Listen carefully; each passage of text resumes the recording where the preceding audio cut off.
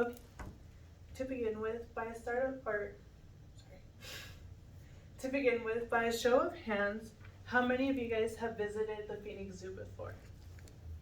Okay. So, a lot of you, or the whole room basically. Um, I say this because the Phoenix Zoo is an extremely popular attraction here in the Valley, which brings in over 40 million, or just last year alone, it brought in $40 million and 1.5 million guests.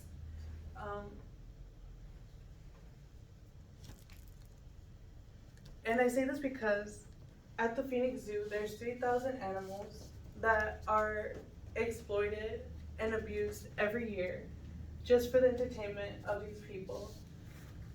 My name is Brianna Galvin, and I am an AP scholar who has taken over 5 courses in science, and I have watched over 30 documentaries in the last 4 years. And from all my research and all my education, I can guarantee that the best place an animal can be is in the wild.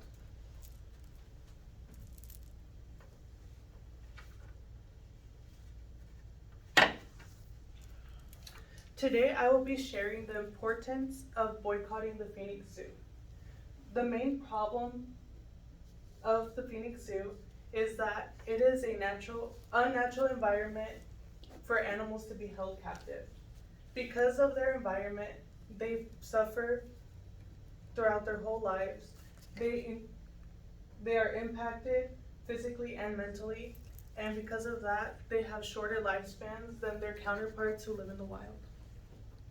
And I know some will say that it doesn't matter where they live or that their unnatural environment doesn't impact them because they're just animals, so they don't feel anything. However, according to the University of West Alabama, Dr. Harris at Johns Hopkins University found that animals do experience a wide range of emotions, including empathy. And this empathy is an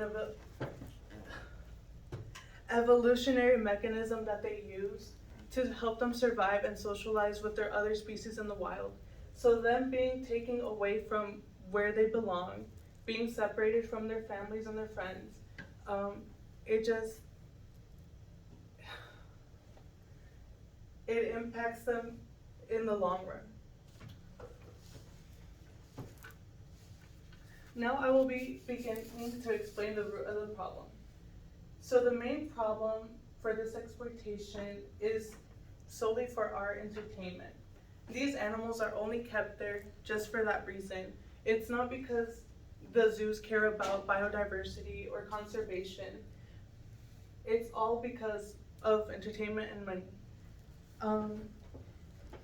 According to a study done in 2008, Emma Harris from the New York Times reported that only 27% of people actually read the informational signs at the zoo. So most people just went there just to look around and see the animals and not even try to educate themselves about the animals themselves. This leads to long-term consequences, including physical, mental, zoochosis, and even death for the animals. Some of the physical issues that they encounter include arthritis, joint pain, anxiety, and other stressors like depression and stuff because of being enclosed in such a small cage and captivity.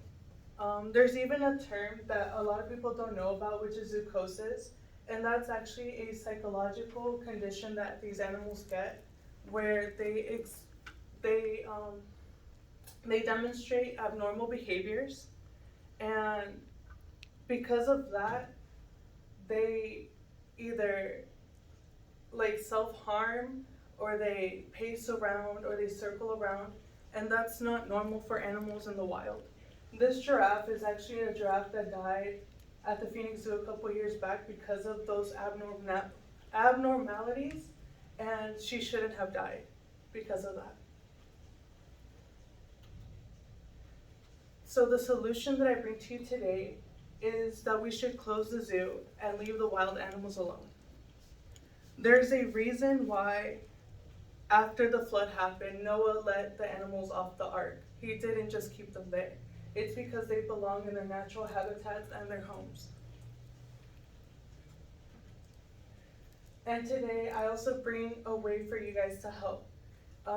You guys can boycott and tell others to spread awareness about this boycott so the zoo can shut down and these animals don't have to suffer anymore. So to recap, we learned that the captivity has many consequences on the zoo animals.